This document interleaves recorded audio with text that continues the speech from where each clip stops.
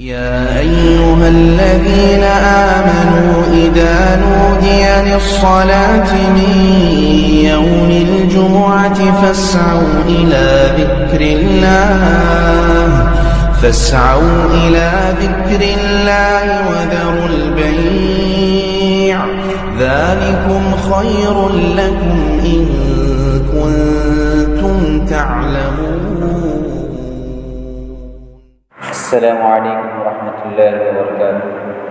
الحمد لله نحمده ونستعينه ونستغفره ونؤمن به ونتوكل عليه ونعوذ بالله من شرور أنفسنا ومن سيئات أعمالنا. من يهده الله فلا مضل له ومن يضلله فلا هادي له ونشهد أن لا إله إلا الله وحده لا شريك له ونشهد أن محمدا عبده ورسوله. أما بعد فأعوذ بالله من الشيطان الرجيم. بسم الله الرحمن الرحيم. وما خلقت الجن والإنس إلا ليعبدون.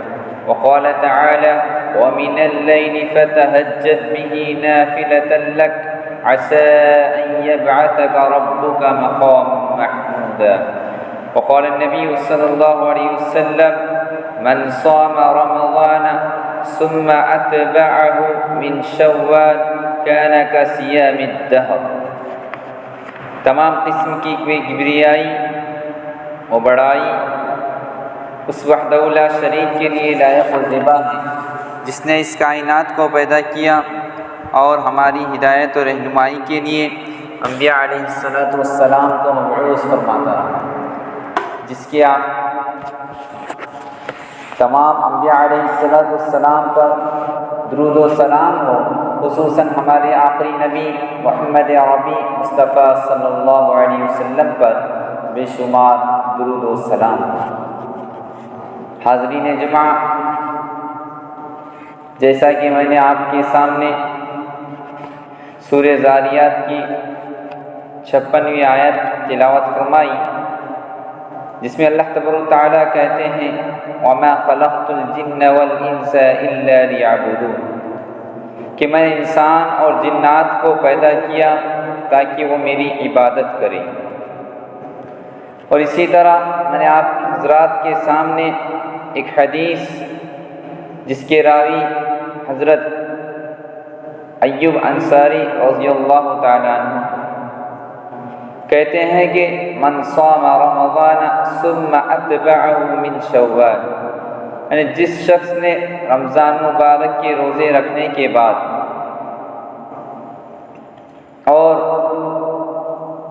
شوال کے 6 روزے رکھے، گویا کہ کصیام الدہر، پورے سال بھر روزہ رکھنے کے برابر اس کو ثواب ملے گا۔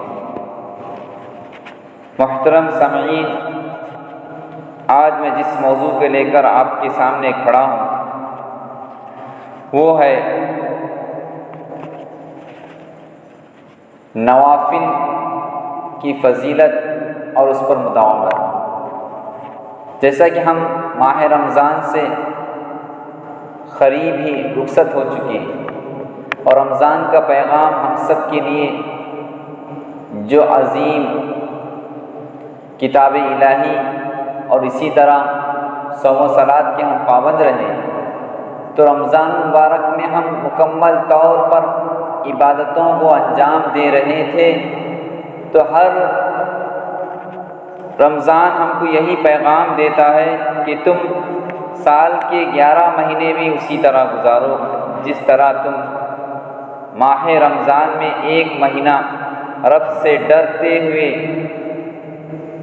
روزہ رکھا، رب سے ڈرتے ہوئے نمازیں ادا کی، رب سے ڈرتے ہوئے قیام اللیل کیا۔ یہ تمام عبادتوں کو رمضان مبارک میں ہم نے بخوبی انجام دیا۔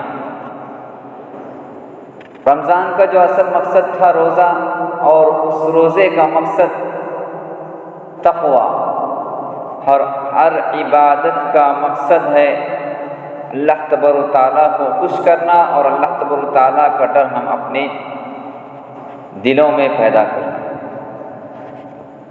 محترم حضرات، جیسے کہ کچھ عبادتیں ہیں جو فرض ہیں، اور ہر فرض کے ساتھ اللہ تعالیٰ نے نفل کو جوڑا ہے، سنن و نوافل کو جوڑا ہے۔ ہم دیکھتے ہیں اللہ تعالیٰ نے نماز فرض کی تھی، اور اللہ تبارک و تعالیٰ نبی کریم صلی اللہ علیہ وسلم کے ذریعے کہا اقیم الصلاۃ بنی الاسلام علی خمس شہادۃ ان لا الہ الا اللہ و اقام الصلاۃ۔ نماز کو فرض قرار دیا گیا تو ہر 5 وقتہ نماز کے ساتھ سنت اور نفل جڑے ہوئے ہیں، اور اسی طرح زکوٰۃ کو فرض قرار دیا گیا تو نفل زکوٰۃ بھی اس کے ساتھ جڑی ہوئی، حج کو فرض کیا گیا تو نفل حج بھی اس سے جڑا ہوا ہے، اور اسی طرح ہم روزے رکھتے ہوئے تھے، رمضان کے روزے فرض کر دیے گئے تھے، لیکن اللہ تبارک و تعالیٰ نے نبی کریم صلی اللہ علیہ وسلم کے ذریعے نفل روزوں کا بھی اہتمام کرنے کی تعلیم دی۔ تو ہر فرض کے ساتھ نفل اور سنت جڑی ہوئی ہے، تو ہم فرائض میں جس طرح پابند تھے تو نوافل میں بھی اسی طرح پابند رہنے کے ہم پوری طرح پر اس بات کا عزم کریں، ارادہ کریں کہ جو رمضان ہم رب الہی کے خوش کرنے کے اور اللہ تبارک و تعالیٰ کو راضی کرنے کے لیے جتنی عبادتیں کی ہیں ان میں مداومت برتنا چاہیے۔ آئیے ہم دیکھتے ہیں کہ نوافل کی پابندی اسلاف اکرام اور سنت نبویہ میں ہمیں کیا تعلیم ملتی ہے۔ جیسا کہ اللہ تبارک و تعالیٰ نے سال میں 12 مہینے رکھے ہیں، تو ان میں 4 مہینوں کا ذکر اللہ تعالیٰ نے قرآن مجید میں کیا، وَمِنْهَا 4 حرم، 4 حرمت والے مہینے جن کا ذکر اللہ تبارک و تعالیٰ نے کیا، اور یہ بہت ہی عظمت و بابرکت مہینے ہیں۔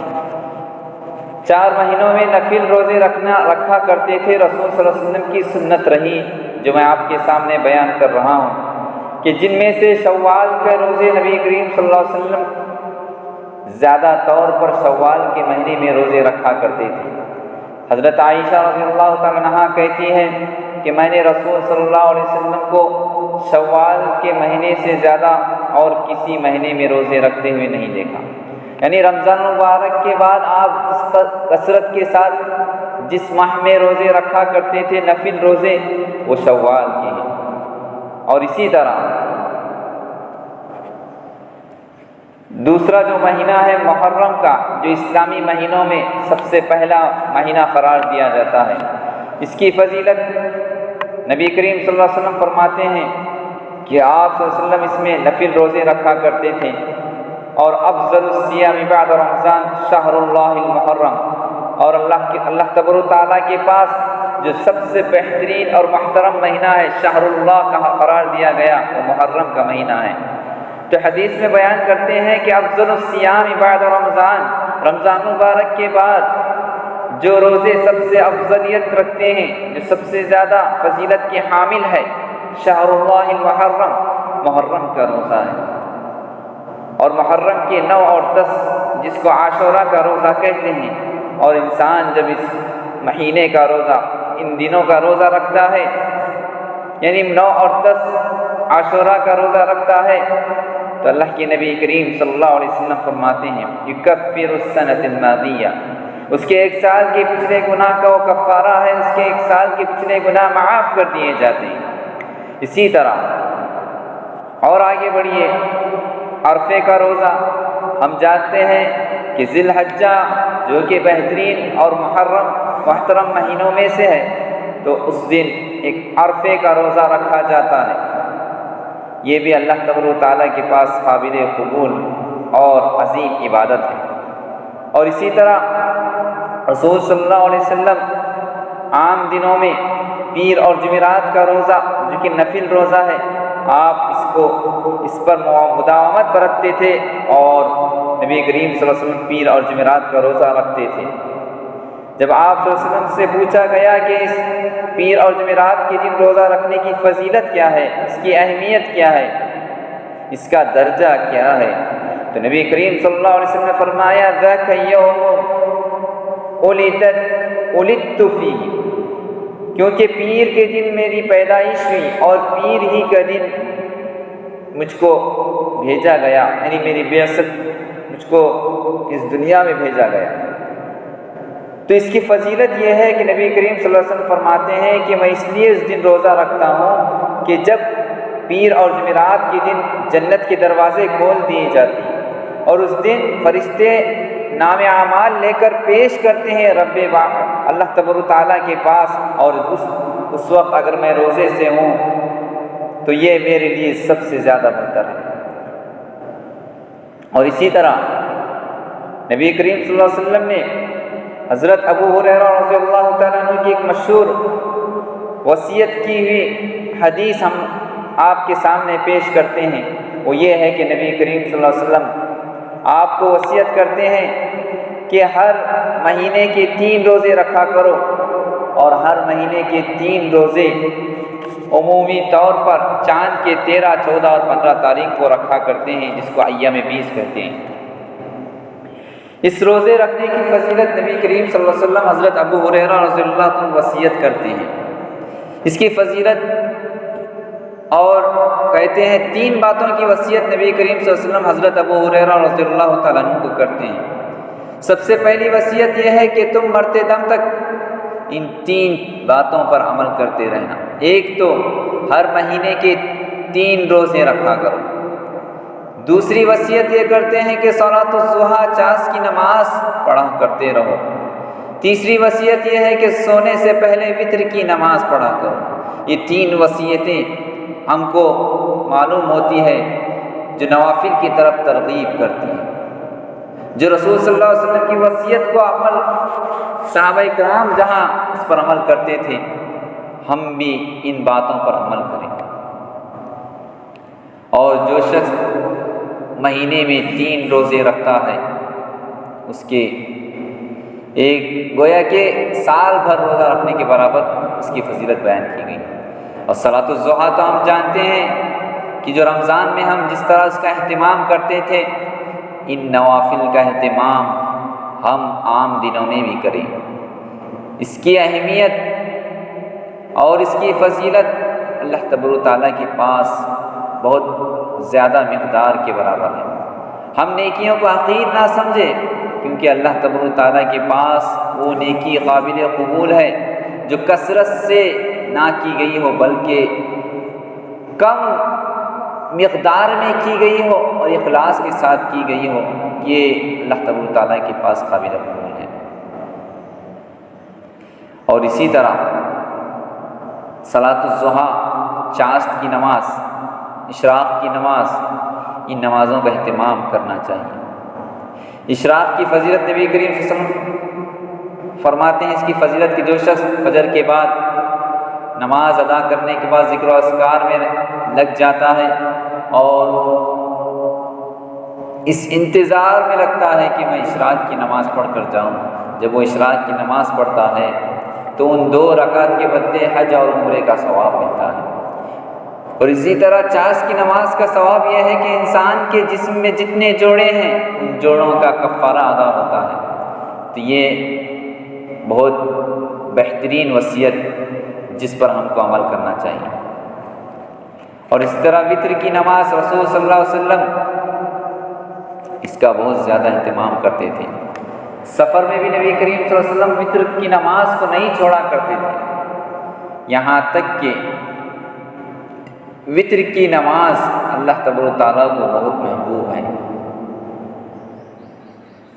اور اللہ تبارک و تعالیٰ وتر کی نماز کو پسند کرتے ہیں۔ کہتے ہیں ان اللہ وتر ویحب الوتر، اللہ ایک ہے اور وہ طاق عدد کو پسند کرتا ہے، تو ہم کو بھی وتر کی نماز کا اہتمام کرنا چاہیے۔ اور اسی طرح میں آپ حضرات کے سامنے جو فرائض کے ساتھ نوافل، خصوصی طور پر نفل روزوں کا تذکرہ کر رہا تھا، تو صوم داؤدی ہم نے سنا، لیکن ہم کو اس بات پر عمل کرنا چاہیے کہ صوم داؤدی کس کو کہتے ہیں، یہ بات جان لینا چاہیے، اپنے اہل و عیال کو بتلانا چاہیے، اپنے بچوں کو اس بات کی ترغیب دینا چاہیے کہ صوم داؤدی کسے کہتے ہیں۔ اس طرح کے اسلامی تربیت ہم اپنے بچوں کو دیں۔ ہم دوسری باتیں تو بتلاتے ہیں لیکن اسلام کی بات بتلانے میں ہم بہت سستی اور کاہلی برتتے ہیں۔ یہ وہ باتیں ہیں جو رسول صلی اللہ علیہ وسلم صحابہ اکرام کو جب بتلاتے تھے تو صحابہ اکرام عمل کرنے میں جلد از جلد آگے بڑھتے تھے اور ایک دوسرے میں سبقت کرتے تھے اور ایک دوسرے کو یہ باتیں بتاتے تھے اور ایک دوسرے کو باتیں بتانے کے بعد نیکیوں کا بھرمار آپ اپنے اندر پیدا کرنے کی کوشش کرتے تھے۔ تو یہی بات ہم اپنانی چاہیے کہ صوم داؤدی کس کو کہتے ہیں، یعنی داؤد علیہ السلام جو کہ ایک نبی گزرے ہیں۔ جب قرآن مجید کا مطالعہ کرتے ہیں تو یہ تمام چیزیں ہمارے سامنے آتی ہیں۔ تو داؤد علیہ السلام روزہ رکھا کرتے تھے جس کو صوم داؤدی کہتے ہیں۔ کس طرح رکھا کرتے تھے؟ حدیث شریف میں نبی کریم صلی اللہ علیہ وسلم فرماتے ہیں کان یصوم یوما ویفطر یوما، یہ داؤد علیہ السلام ایک دن روزہ رکھتے تھے اور ایک دن کھاتے تھے، آرام کرتے تھے۔ مطلب ایک دن روزہ رکھنا اور دوسرے دن روزہ نہ رکھنا، آرام کرنا۔ اس طرح مہینے میں 30 دن ہوتے ہیں تو 15 دن روزہ رکھتے اور 15 دن آپ روزے سے نہ لیں۔ ایک دن روزہ رکھنا اور دوسرے دن روزہ نہ رکھنا، یہ داؤد علیہ السلام کا روزہ کہلاتا ہے جس کو صوم داؤدی کہتے ہیں۔ ہم کو یہ بات معلوم ہو چکی کہ صوم داؤدی کسے کہتے ہیں۔ اور نبی کریم صلی اللہ علیہ وسلم نے کہا کہ سب سے بہترین روزہ، سب سے بہتر روزہ صوم داؤدی ہے۔ دین اور دنیا دونوں میں توازن پیدا کرتا ہے کہ انسان ایک دن روزہ رکھتا ہے تو دین اور اتباع دین کی تعلیمات سے آشنا ہوتا ہے، اور دوسری طرف دنیا کی جو مرغوبات ہیں، جو مشغولیات ہیں، اس میں دوسرے دن معاشی حالات میں اس کی زندگی گزرتی ہے۔ مطلب دونوں میں توازن ہوتا ہے، دین بھی اس کو حاصل ہوتا ہے، دنیا بھی حاصل ہوتی ہے۔ تو یہ صوم داؤدی بہتر روزہ قرار دیا گیا۔ اسی طرح صوم وصال جو کہ نبی کریم صلی اللہ علیہ وسلم کے لیے خاص تھا، اس کے بعد ہم آگے آتے ہیں ایام تشریق کے روزے۔ یہ بات بھی ہم کو جاننا چاہیے کہ ایام تشریق کے روزے کن لوگوں کے لیے ہیں، یعنی ذی الحجہ کے 11، 12، 13 تاریخ کو جو روزے رکھے جاتے ہیں، اور یہ کھانے پینے کے دن ہے، ایام اکل و شرب ہے، کھانے پینے کے دن ہے۔ یہاں پر روزے وہ حضرات رکھے، وہ حاجی حضرات کے لیے اجازت ہے جو قربانی نہ دے سکتے ہو، تو ان لوگوں کے لیے یہاں پہ اجازت ہے۔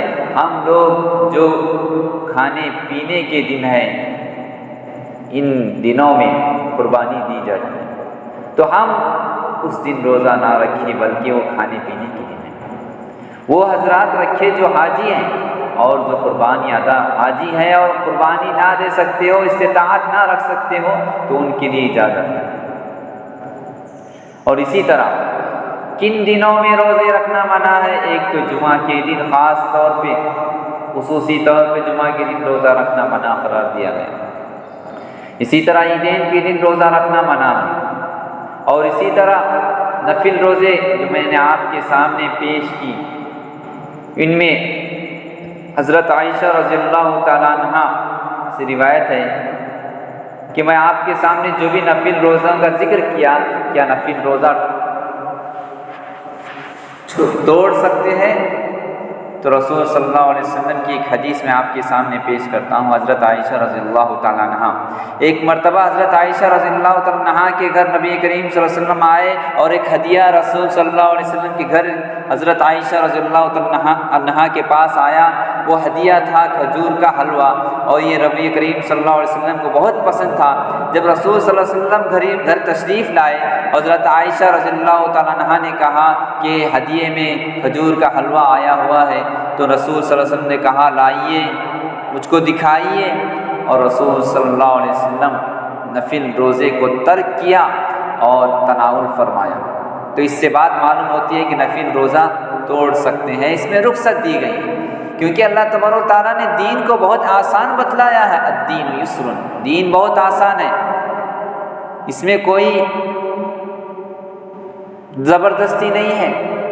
ہم دیکھتے ہیں جب مسافر سفر میں ہوتا ہے تو وہی مسلمان جب مسافر نہیں ہوتا ہے تو اس پر ظہر سمجھ لیجئے کہ ظہر کے 4 رکعت اس پر فرض ہے، لیکن جب وہ مسافر ہو جاتا ہے تو وہی 4 رکعت 2 رکعت کی رخصت اس کو دی گئی ہے۔ یہ اسلام کی آسانیاں تم کو بتلایا ہیں، تم اس پر عمل کرنا چاہیے۔ اور اسی طرح روزہ رکھنا سفر میں بھی رخصت دیا گیا، یہاں تک کہ رمضان کا روزہ جو کہ فرض روزہ ہے، جب تم سفر کی حالت میں ہو تو وہاں تم پر رخصت ہے کہ تم رکھا، اگر چاہو تو رکھو، ورنہ اس کو بعد میں پورا کرو۔ یہ رخصت اسلام انسانیت کے تقاضے کو، انسانیت کے درد دل کے ہر درد پر، اور اللہ تبارک و تعالیٰ جانتا ہے اور یہ مصلحت پیدا اللہ تبارک و تعالیٰ خوب جانتا ہے، اور دین کو اللہ تعالیٰ نے آسان کیا ہے۔ اسی طرح حضرت سلمان فارسی رضی اللہ تعالیٰ عنہ وہ اپنے بھائی کے پاس آتے ہیں، آنے پر کہتے ہیں کہ میں روزے سے ہوں، اور جب سلمان فارسی آتے ہیں تو ان کے بھائی کہتے ہیں آئیے تناول فرمائیے، اور گھر میں کھانا تیار رہتا ہے، تو کہتے ہیں کہ میں روزے سے ہوں، تو ان کے بھائی کہتے ہیں کہ جب تک تم نہیں کھاؤ گے تو میں بھی نہیں کھاؤں گا، تو نفل روزہ ان کا ترک کر دیا جاتا ہے، اور یہ ماجرا رسول صلی اللہ علیہ وسلم سے سامنے رکھا جاتا ہے، تو آپ سب کہتے ہیں کہ آپ نے بہت سچ کیا، آپ نے بہت اچھا کام کیا۔ جب پوری گھر میں دعوت کی جاتی ہے اور آپ نفل روزہ رکھتے ہیں تو ان کی خوشی میں آپ داخل ہونے کے لیے نفل روزہ توڑ سکتے ہیں، ان حدیث سے ہم کو معلوم ہوتا ہے۔ اور اسی طرح سنن و نوافل کا اہتمام ہم کو نمازوں میں بھی کرنا چاہیے، جس طرح روزوں کا میں نے ذکر کیا۔ ام حبیبہ رضی اللہ تعالیٰ عنہا فرماتی ہیں کہ رسول صلی اللہ علیہ وسلم نے جب مجھ کو یہ بات کہی کہ ظہر سے پہلے 4 رکعت اور ظہر کی فرض نماز کے بعد کہ 2 رکعت اگر کوئی شخص پڑھتا ہے تو اس پر جہنم حرام کر دی گئی ہے، تو ام حبیبہ رضی اللہ تعالیٰ عنہا اس پر پابند رہی۔ اور اس کی فضیلت یہ بھی ہے کہ جو دن میں 12 رکعت نمازیں ادا کرتا ہے اس کے لیے جنت میں گھر تیار کر دیا جاتا ہے۔ تو اس طرح فرض نمازوں کے ساتھ نفل نمازیں بھی ادا کرنا چاہیے، فرض روزوں کے ساتھ نفل روزے بھی ادا کرنا چاہیے، فرض حج کے ساتھ نفل حج بھی ادا کرنا چاہیے۔ تو اس سے بات معلوم ہوتی ہے کہ نوافل میں ہم آگے بڑھنا چاہیے۔ اور دیکھیے کہ حضرت کعب رضی اللہ تعالیٰ عنہ رسول صلی اللہ علیہ وسلم کی خدمت میں ہمیشہ آپ کو وضو کا پانی دیا کرتے تھے، آپ کی خدمت کرتے تھے۔ تو رسول صلی اللہ علیہ وسلم نے پوچھا، آپ صلی اللہ علیہ وسلم نے کہا کہ تم میری خدمت کرتے ہو، تم جو چاہو مانگو، میں تمہارے لیے تیار ہوں دینے کی۔ تو وہ مانگتے ہیں، کہتے ہیں کہ جس طرح میں دنیا میں آپ کی خدمت کر رہا ہوں، جس طرح میں دنیا میں آپ کی خدمت کر رہا ہوں، صحابی کہتے ہیں کہ اسی طرح میں آپ کو ساتھ جنت میں رہنا چاہتا ہوں، آپ کی قربت حاصل کرنا چاہتا ہوں۔ تو رسول صلی اللہ علیہ وسلم کہتے ہیں کہ تم نوافل کا اہتمام کرو، کثرت سجود کرو، زیادہ سجدے کرو، یہ ترغیب دی۔ تو اس سے بات معلوم ہوتا ہے کہ ہم نوافل کا زیادہ اہتمام کرنے کی وجہ سے رسول صلی اللہ علیہ وسلم کی صحبت حاصل کر سکتے ہیں۔ اور اسی طرح